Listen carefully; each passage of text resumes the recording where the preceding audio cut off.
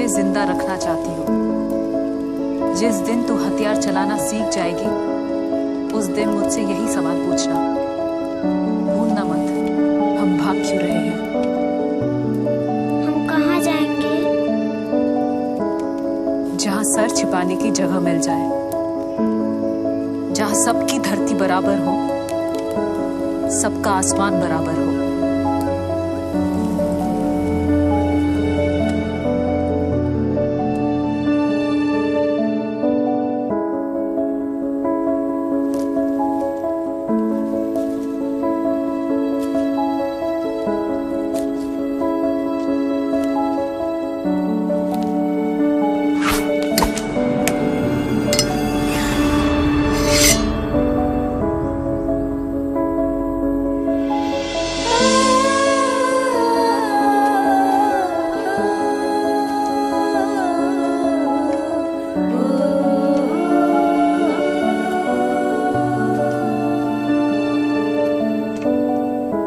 मैंने भी हथियार चलाना सीख लिया अम्मा। आजमाओगी? पर अम्मा, एक सवाल मैं आज तक नहीं भूली। हम भाग क्यों रहे? हम कौन हैं? मैं कौन हूँ?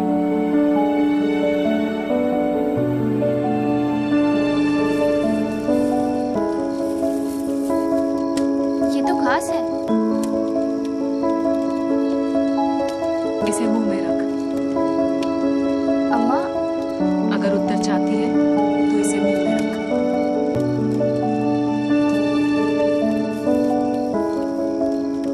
कुछ याद आया? ये है तेरी पहचान। तू एक शाक्य है, तृण शाक्य। तृण शाक्य? तू एक शाक्य थी, भगवान बुद्ध के वंश की शाक्य, कपिल वस्तु की शाक्य कुमारी। पर तुझे तृण शाक्य बनाया विदुदाब ने। शाक्य तो सभी को बराबर समझते थे, पर तुझे, मुझे, हम जैसे कई शाक्यों को छोटा बनाया, जानवर जैसा बनाया विदुदाब ने। विदुदाब? कौशल के राजा प्रसेनजीत, कपिल वस्तु की वासव खतिया का क्रूर बेटा विदुदाब। तुम आज तक अपने ननिहाल नहीं गए? तुम कपिल वस्तु नहीं गए? नहीं, जब माँ से पूछा तो उन्होंने मना कर दिया। क्यों? ये मैंने सोचा ही नहीं। और वैशाली? नहीं। जब गण राज्यों की परिक्रमा ही नहीं करोगे तो साम्राज्य का विस्तार कैसे करोगे? गण और जनपदों की परिक्रमा व्यापार के लिए तुम जैसे श्रेष्ठी और श्रेष्ठी पुत्र करते हैं। मैं प्रसेनजीत का पुत्र हूँ, राजपुत्र। जब चाहूंगा कपिल वस्तु जैसे गणों से मेरी परिक्रमा करवा लूंगा। कितने हैं गणतंत्र? वैशाली के लिच्छवी और मिथिला के विदेह, कपिल वस्तु के शाक्य, रामग्राम के कोलीय, पिपलीवन के मौर्य, सुनारा और पावा के मल्ल, केसपुत्र के कालाम, अलकप के बुली और सुनसुमारा के भग। कहाँ है उत्तर वैदिक काल के गणतंत्र कुकुर, भोज और सुराष्ट्र? शाक्य गण तो कौशल की जागीर है, मेरी जागीर है। और दूसरे गण और गणसंघ कब तक बचे रहेंगे? जो कौशल से बच गए तो मेरे बहनोई मगध सम्राट अजात शत्रु से उन्हें कौन बचाएगा? उत्तरा पथ पर ध्वज लहराएगा विदुदाब, या विदुदाब की बहन वजीरा के पुत्र का। तुम्हारे आचार्य ने तुम्हें गणतंत्रों का इतिहास तो खूब रटाया है, पर तुम्हें क्या लगता है कुमार विदुदाब कि राजतंत्र गणतंत्रों का विनाश करेंगे और दूसरे महाजनपद चुप रहेंगे? कौन सा महाजनपद कौशल या मगध के मार्ग में आएगा? एक नाम तो बताओ। चलो अब देखता हूँ तुम्हें तुम्हारे आचार्य ने कितना पढ़ाया है। महाजनपद 16 है ना? चलो 16 के सिर्फ नाम बता दो, तो जितनी जगह तुम घेर कर बैठे हो उतनी सोने के सिक्कों से पाट दूंगा। कुमार, मुझे अपना सोना मत दिखाओ।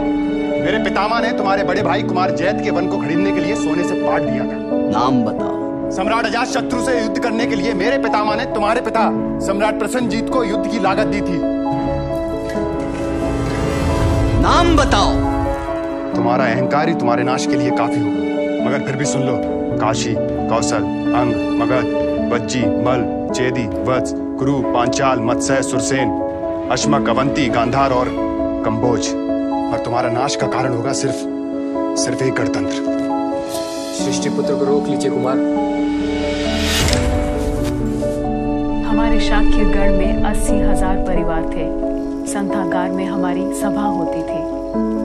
शाक्य गण राजा का मुखिया गण मुख्य, गणपति गण राजा या गण ज्येष्ठ कहा जाता था। विदुदाब ने सब नष्ट कर दिया।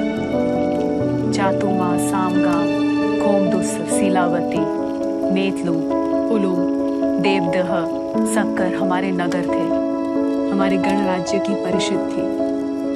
उसमें 500 सदस्य होते थे। गांव का कारोबार गांव में खुली सभा या पेड़ों के झुरमुट में होता था।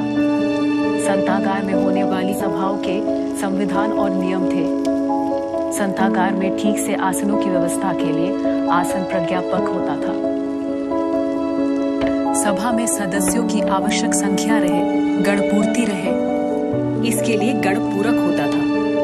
सभापति या विनिधर नटी या ज्ञाप्ति की स्थापना करता था। उसके बाद सदस्य उस पर खुली बहस करते थे और जो भी प्रतिज्ञा या निर्णय होता था उसे सबके सामने एक बार और कभी-कभी 3 बार पढ़ा जाता था। कोई आपत्ति ना हो तो प्रतिज्ञा पारित समझी जाए। आपत्ति है। और किसी को? परिषद में मतभेद होने पर या संवाद होने पर पंचों की समिति एक मत या निर्विरोध मत पर पहुंचने की कोशिश करती थी। शाक्य इसे उपवाहिका कहते थे। पंचों की समिति को उपवाहिका की आशा नहीं है और न ही ज्ञाप्ति। आम सहमति से पारित हो ऐसा संयोग दिखाई दे रहा है। इसलिए मैं इस प्रस्ताव पर छंद मांग रहा हूँ। छंद यानी मतनामा? हाँ, हर सदस्य अपने अधिकार का खुलकर प्रयोग करता था। हर सदस्यों को अलग अलग छंद या मत के लिए अलग अलग रंगों की लकड़ी की पतली शलाकाएं दी जाती थी। शलाका गाहपक नाम का अधिकारी सभी छंद जमा करता था। गणपति या विनयधर छंदों की गिनती करते थे। ये भूयासिक ममम या बहुमत की विजय होती थी। एक बार प्रस्ताव पारित हो गया तो दोबारा उसे परिषद के सामने नहीं रखा जा सकता था। जो भी प्रतिज्ञा या निर्णय ध्वनि मत से हो उसे ही कानून या संघ कर मान लिया जाता था। यह पूरी प्रक्रिया लिखी और सुरक्षित रखी जाती थी।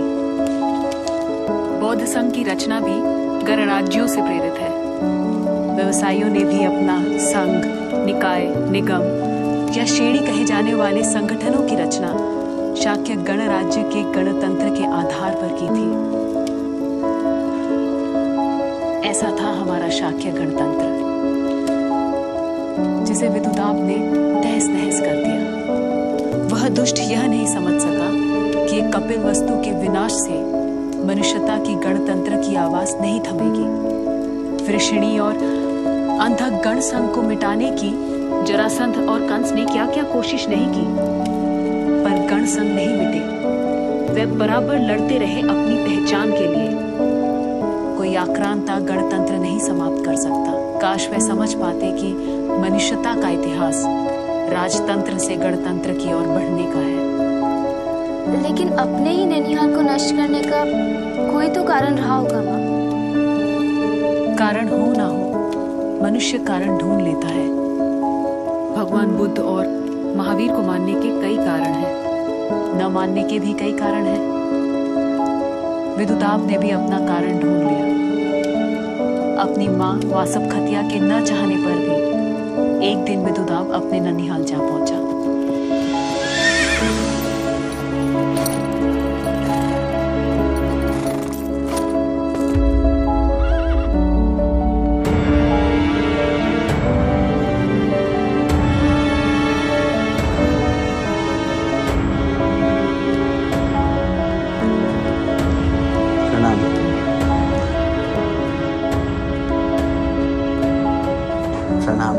शाक्यगण में तुम्हारा स्वागत है बेटा।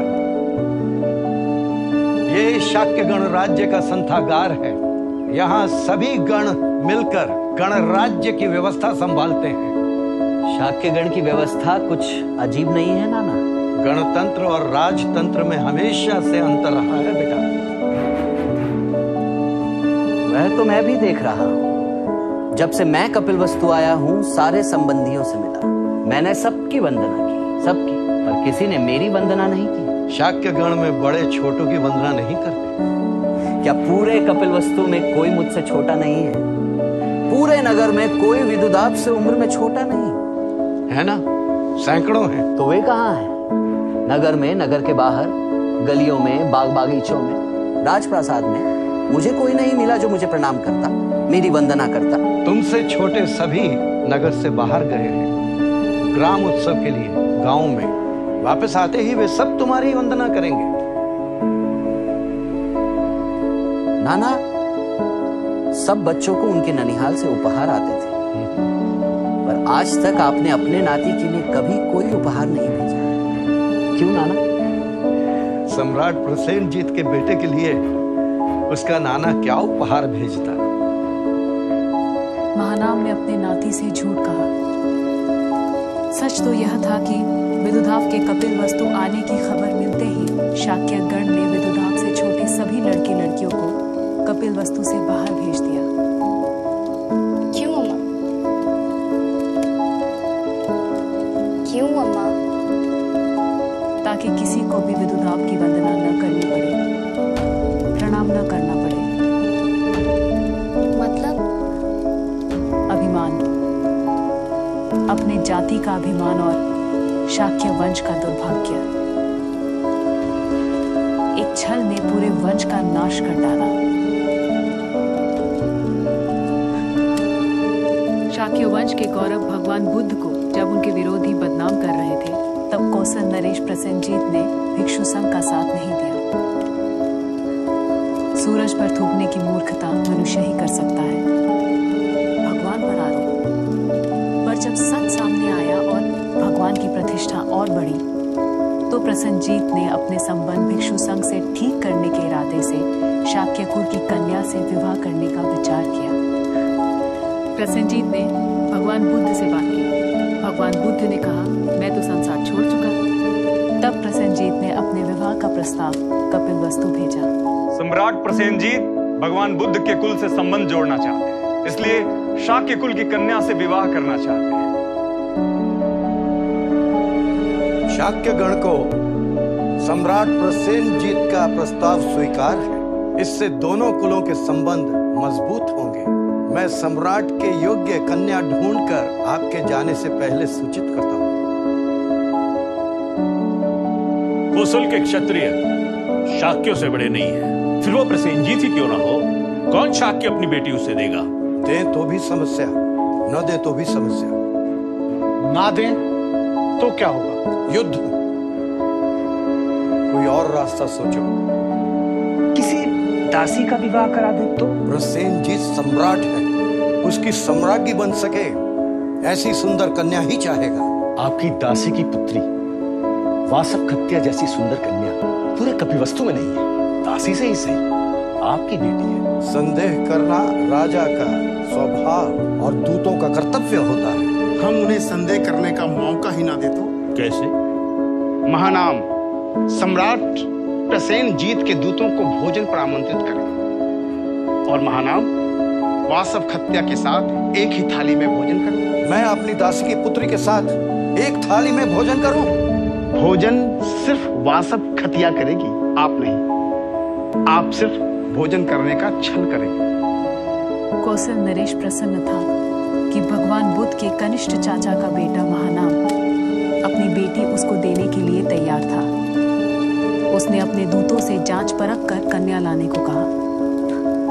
महानाम और शाक्य गणों ने मिलकर प्रसेनजीत के दूतों के साथ छल किया। वासव खतिया को महानाम के साथ एक ही थाली में खाता देख उन्हें विश्वास हो गया कि यही महानाम की ही बेटी है। प्रसेनजीत वासव खतिया की सुंदरता को देखकर ऐसा मुग्ध हुआ कि उसे अग्र महिषी का पद दे दिया। वासव खतिया की कोख से विदुदाव ने जन्म लिया और बच्चों के मामा मामी नाना नानी से उपहार मिलता देख वह अपने माँ से पूछता कि मेरे नाना नानी मेरे लिए उपहार क्यों नहीं भेजते। कपिल वस्तु बहुत दूर है, ऐसा कारण देकर वह उसके मन को बहला लेती। जब वो ननिहाल जाने की बात करता तो कोई ना कोई बहाना देकर उसे टाल देती।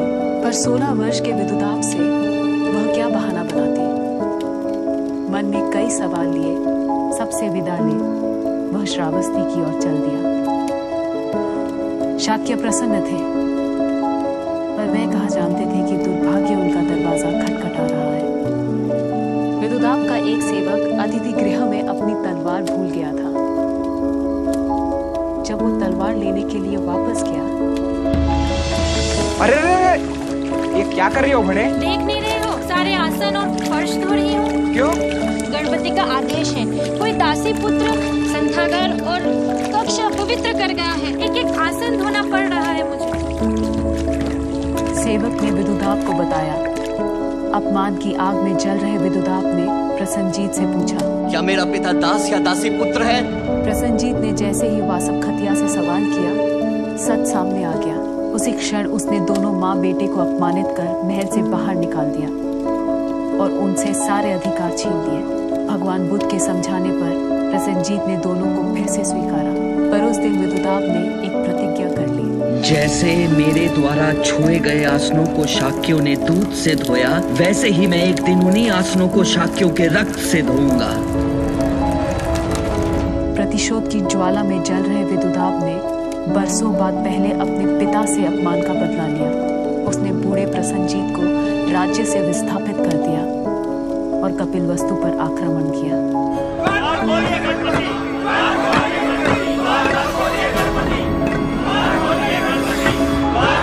गणपति, यदि नगर द्वार खोले गए तो एक भी शाक्य नहीं बचेगा। गणपति, द्वार खोलने का आदेश दीजिए। जो भाग सकेंगे उनकी जान तो बच जाएगी। गण छंद लेगा।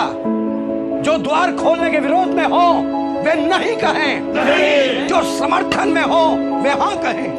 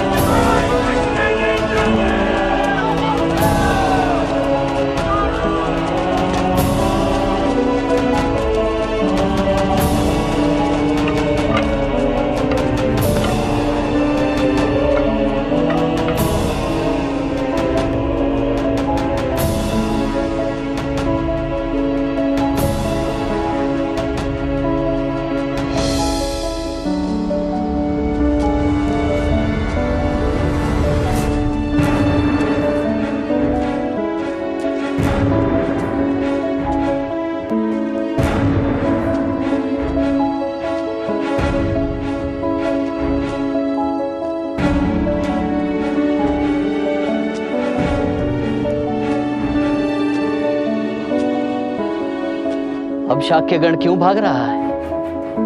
हम तिनके हैं, आपके पैरों में पड़े हुए तिनके। हमें मत उजाड़िए, हमें मत उजाड़िए।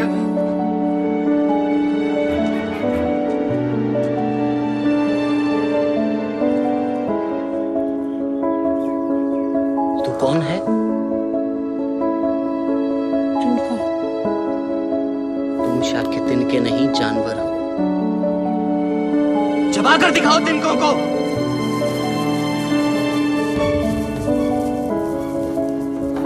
जाओ, तुम जानवरों पर मैं दया करता हूं।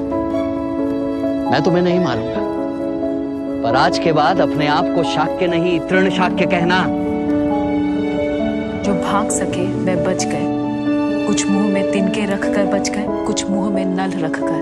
विदुदाब ने बच्चे, बूढ़े, जवान किसी में भी भेद नहीं किया और शाक्यों के रक्त से अतिथि ग्रह और संथागार के आसनों को धोया। बहुत सोने की तरह चमकना चाहिए ये आसन। ये दूध नहीं, दुष्ट शाक्यों का रक्त है।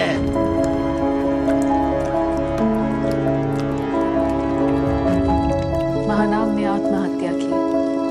प्रतिशोध और प्रतिहिंसा के आग में जिसने कपिलवस्तु का नाश किया, वह विदुदाब भी एक दिन अपने ही महल में लगी आग में जलकर खाक हो गया।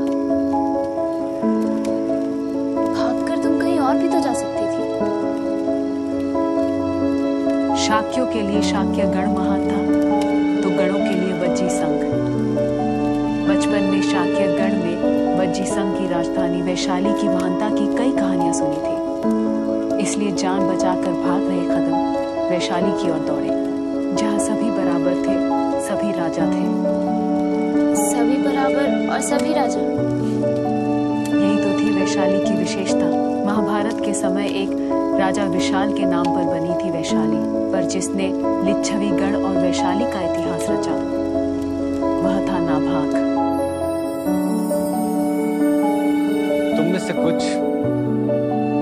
पीढ़ियों से मेरे कुटुंब की सेवा करते आ रहे हैं। मेरे बच्चे तुम्हारी गोद में खेल कर बड़े। मेरा बोझ तुमने उठाया है। मेरे पीने और नहाने के लिए तुम लोग गंगा से पानी लेकर आते हो। मेरी पालकी तुम्हारे कंधे पर चलती है। मेरी फसल तुम लोग काटते हो। मेरा भोजन तुम लोग पकाते हो। मेरी पत्नी के लिए उपटन तुम तैयार करते हो, उसका श्रृंगार करते हो, मेरे बच्चों की विष्ठा उठाते हो। फिर भी तुम मेरे दास हो, मेरे भाई, मेरे मित्र, मेरे साथी नहीं।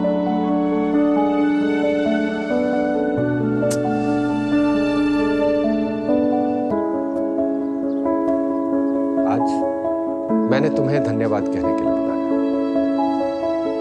आज से कोई मेरा दास नहीं। इस घर में कोई छोटा कोई बड़ा नहीं। आज से तुम और मैं एक बराबर। दास और स्वामी बराबर कैसे हो सकते हैं राजा? होने चाहिए, होंगे। जो पीढ़ी दर पीढ़ी मेरे कुटुंब के दास रहे हैं वो आज से स्वतंत्र हैं। राजा, मेरे दादा परदादा सभी राज्य सेवा में रहे। मैं स्वतंत्र होकर करूंगा क्या? हमारे लिए तो जीना सेवा और मरना सेवा। पेट का गड्ढा भरना और तन ढकने के लिए स्वामियों के उतरे हुए कपड़े, इसी में खुश हैं हम।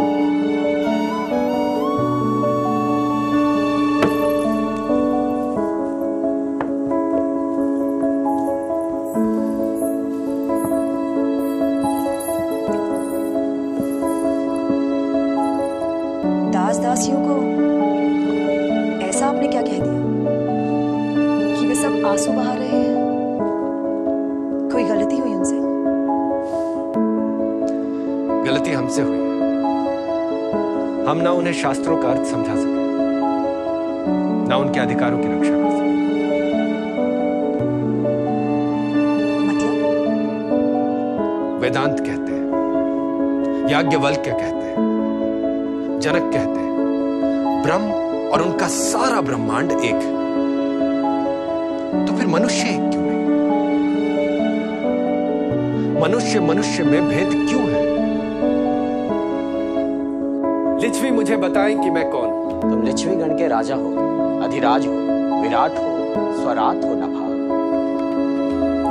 मैं करता क्या हूं? आप शासन करते हैं, धर्म का पालन करते हैं और सभी से करवाते हैं। मुझ पर किसका शासन चलता है? धर्म का। क्या मैं धर्म हूं? नहीं। यदि मैं अपने धर्म का पालन नहीं करूं तो मुझे हटाने का कर्तव्य किसका? धर्म का। कहां है वह धर्म? धर्म सूत्रों में या वे जो धर्म को धारण करते हैं? वे जो धर्म को धारण करते हैं। क्या ऐसे लिच्छवी इस सभा में है, वैशाली में है? क्या वे इस सभा में हैं? क्या उनके पास मुझे हटाने का अधिकार है?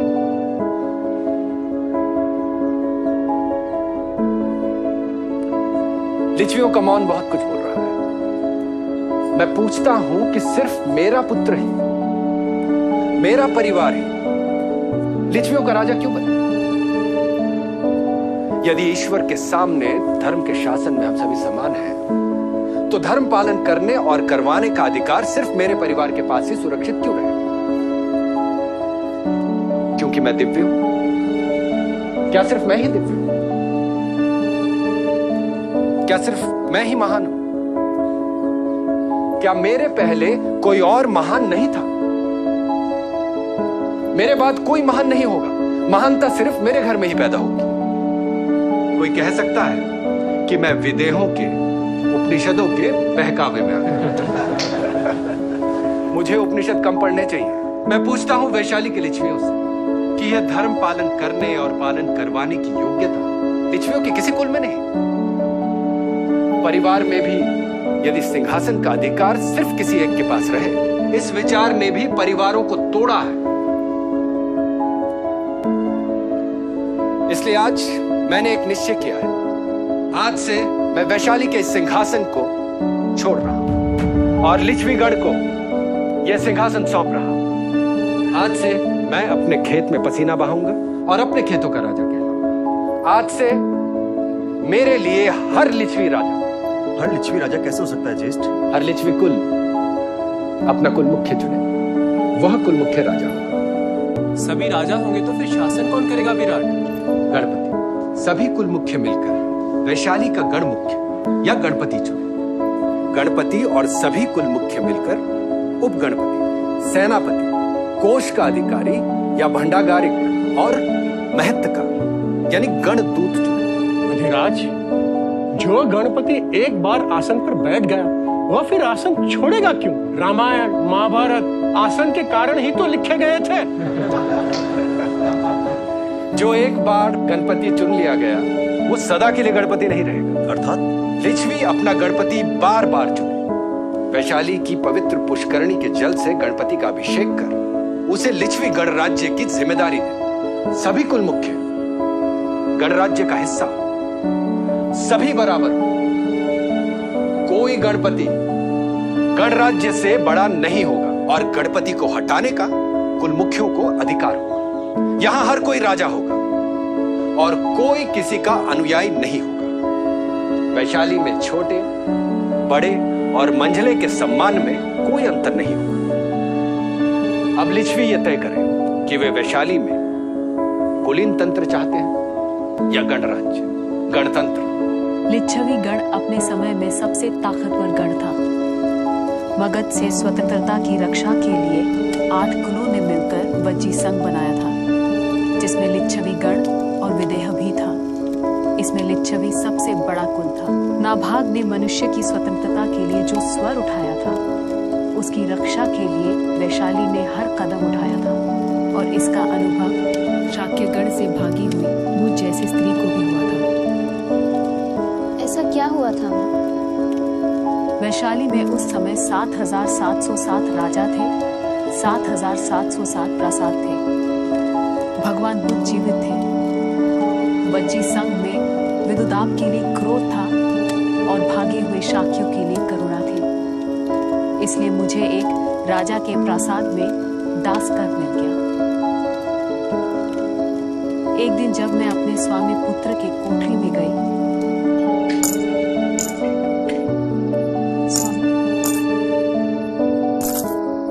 वहां रख दो। यहां आओ।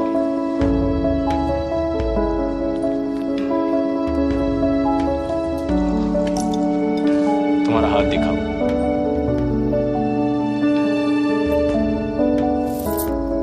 ये तुम्हारा पुरस्कार। तुम्हारे शाक्य गणराज्य में तो दासी स्वामी की संपत्ति होती थी। वासव खतिया महानाम की दासी की पुत्री थी ना?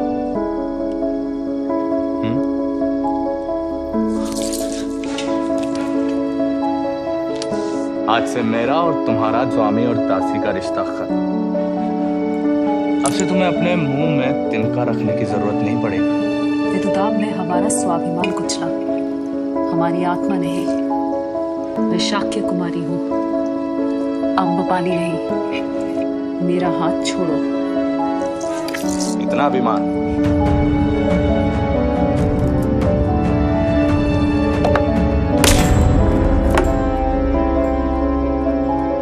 एक बार फिर से मैंने अपने आत्मसम्मान की रक्षा के लिए वैशाली से भागने की कोशिश की, पर दंडाधिकारियों द्वारा पकड़ी गई। मेरे स्वामी पुत्र ने मुझ पर चोरी कर भागने और जानलेवा हमला करने का आरोप लगाया था। शाक्य गण होने के कारण मुझे मुझे कानून मंत्री के सामने पेश किया गया। राजा, ये उल्टा झूठ बोल रही है। वाक परुष, तुमने कानून मंत्री के सामने शब्दों से स्त्री का अपमान किया है। 40 पण दंड इसी समय, नहीं तो मैं तुम्हारे विरुद्ध स्त्री के अपमान की गवाही दूंगा। और एक बात समझ लो कुलपुत्र, सच झूठ का फैसला मैं नहीं, न्यायालय करेगा। न्यायालय के निर्णय आने तक तुम वैशाली छोड़कर नहीं जा सकोगी। ये मेरी दासी है, तब तक ये मेरी सेवा में रहे या कारागार में। मैं कारागार में रहूंगी। तुम गणराज्य के पंथागार में रहोगी और गणराज्य तुम्हारे निर्वाह की व्यवस्था करेगा। लिच्छवी गणराज्य में 7 स्तरीय अदालतें हैं। तुम दोनों को अपने को निर्दोष साबित करने के लिए 7 अवसर मिलेंगे। हमारी वैशाली की निचली अदालत यानी विनिश्चय महामत्ता में तुम्हारी प्राथमिक सुनवाई होगी। निचली अदालत के फैसले से तुम खुश ना हो तो तुम फिर सुनवाई के लिए व्यावहारिक और अंतोकारिक अदालत में जा सकती हो। व्यावहारिक और अंतोकारिक का मतलब जानती हो? नहीं। व्यावहारिक यानी वकील और अंतोकारिक यानी न्यायाधीश। यहाँ तुम्हारी पैरवी व्यावहारिक करेगी गणराज्य के खर्चे पर। उनके फैसले से भी यदि तुम संतुष्ट नहीं हो तो तुम्हें सूत्रधारों की अदालत में जाना होगा। सूत्रधार यानी? कानून के विशेषज्ञ या न्याय सूत्रों के मीमांसक। यहाँ भी मुझे न्याय नहीं मिला तो विज्जी संघ के अष्टकुलक यानी 8 कुलों के पंचों की समिति निर्णय करेगी। इन 4 अदालतों से भी तुम्हें न्याय नहीं मिला तो तुम सेनापति, उपराजा और राजा की अदालत में जा सकती हो। ये तीनों स्वतंत्र रूप से मामले की छानबीन करेंगे, पर राजा या गणपति का निर्णय अंतिम होगा। कोई भी अदालत तुम्हें निर्दोष घोषित कर सकती है, पर यदि इन सभी अदालतों ने तुम्हें दोषी पाया तो राजा तुम्हें हमारी पवेणी पोथक के आधार पर दंड देगा। पवेणी पोथक क्या होता है, सुना है तुमने शाक्यगण में? नहीं। ये पहले के मुकदमों के उदाहरणों की किताब है जिसमें अपराध और उसके लिए दिए गए दंड का विस्तृत ब्यौरा होता है। तुम्हारे मुकदमे का ब्यौरा भी इसमें लिखा जाएगा। ये वैशाली है। यहाँ पर अम्बपाली की पालकी को भी कुलपुत्र और राजा सम्मान से कंधा देते हैं। यहाँ तुम सुरक्षित हो। वैशाली की न्याय व्यवस्था देख मैं हैरान थी। विनिश्चय महामत्ता में आरोप जमीन पर लिखा गया। बाद में उसकी शुद्ध प्रतिलिपि एक चादर पर बनाई गई। व्यावहारिक और अंतोवारिक की अदालत में बयान लकड़ी की काली तख्ती पर लिखा गया। फिर उसकी प्रतिलिपि बनाई गई। पहली बार मैंने अदालतों में वैशाली के संविधान के पुस्तक और नियमों की तालिका देखी। ताम्र पत्र पर लिखे नियम और कानून, पत्थरों पे खुदी तालिका। मैं 6 अदालतों में हारी। अब मेरी आखिरी उम्मीद गणपति या राजा की अंतिम अदालत थी। शाक्य कुमारी चारु संधि, वैशाली में सभी बराबर हैं। तुम्हें बैठने का अधिकार है।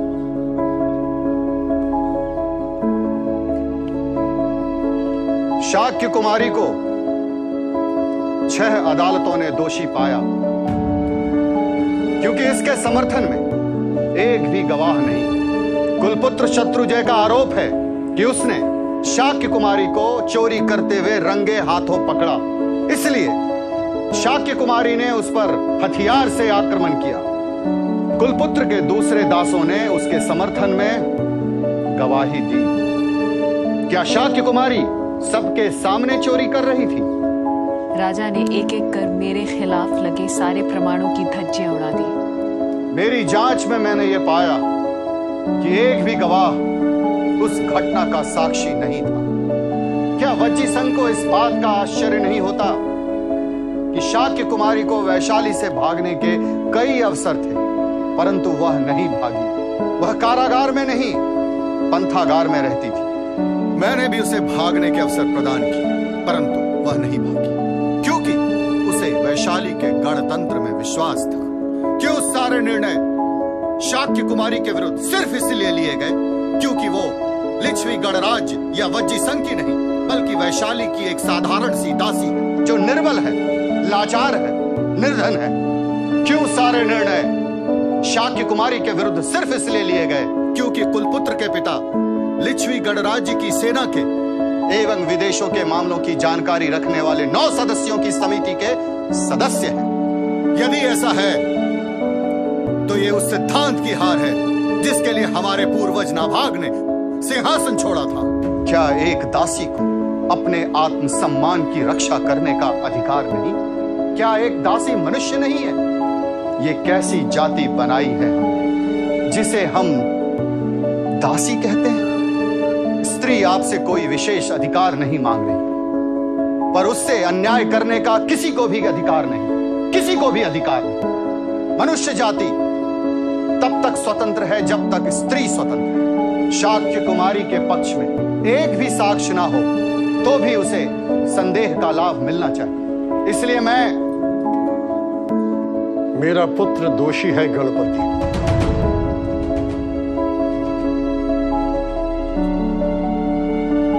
मैं जयपत्र शाक्य कुमारी को देता हूं और कल ही लिच्छवी गणराज्य के सामने प्रस्ताव रखूंगा कि शाक्य कुमारी को वैशाली में सम्मान से जीने का अधिकार दिया जाए।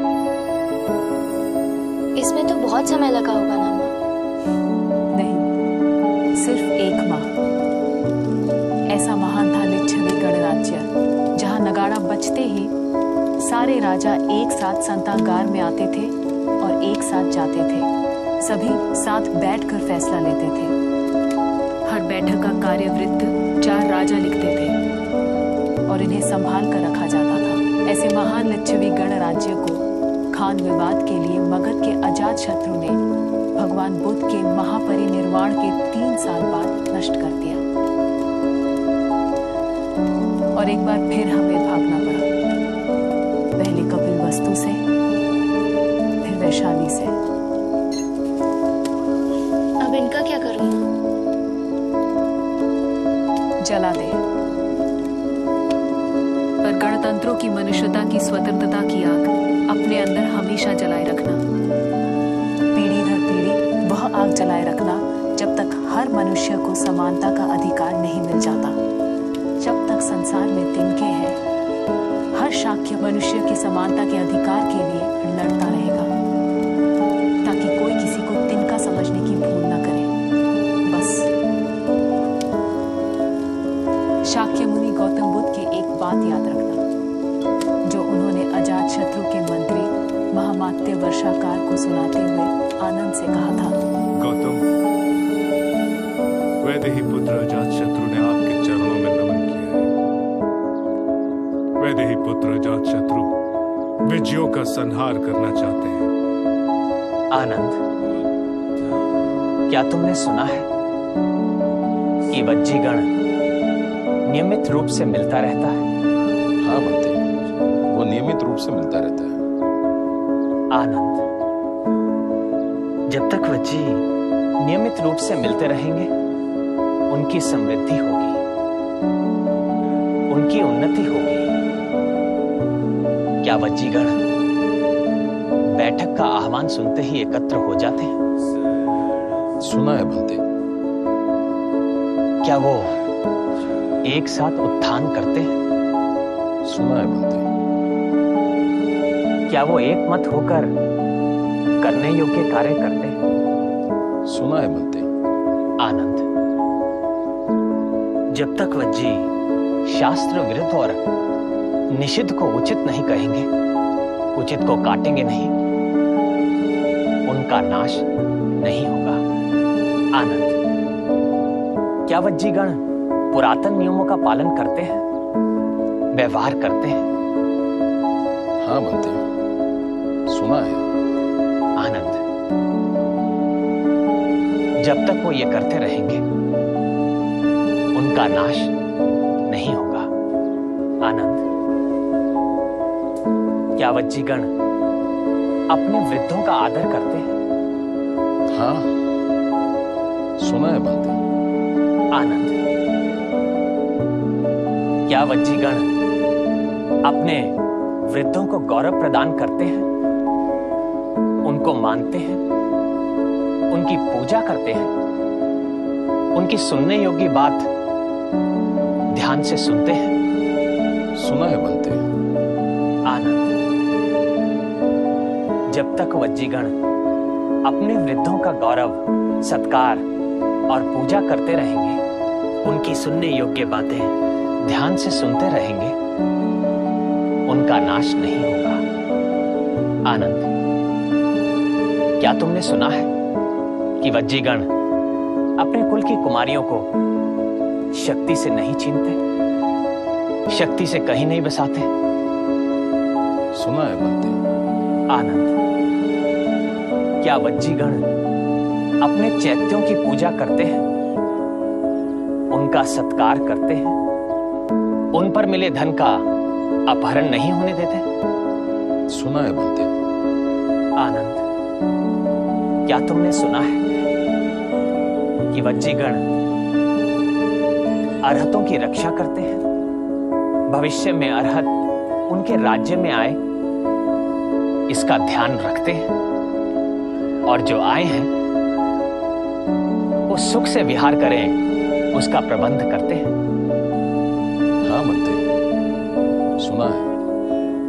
आनंद, जब तक वज्जीगण ये सब करते रहेंगे तो उनका नाश नहीं होगा। जब तक ये 7 धर्म वज्जीगण में वर्तमान रहेंगे, उनका नाश नहीं होगा।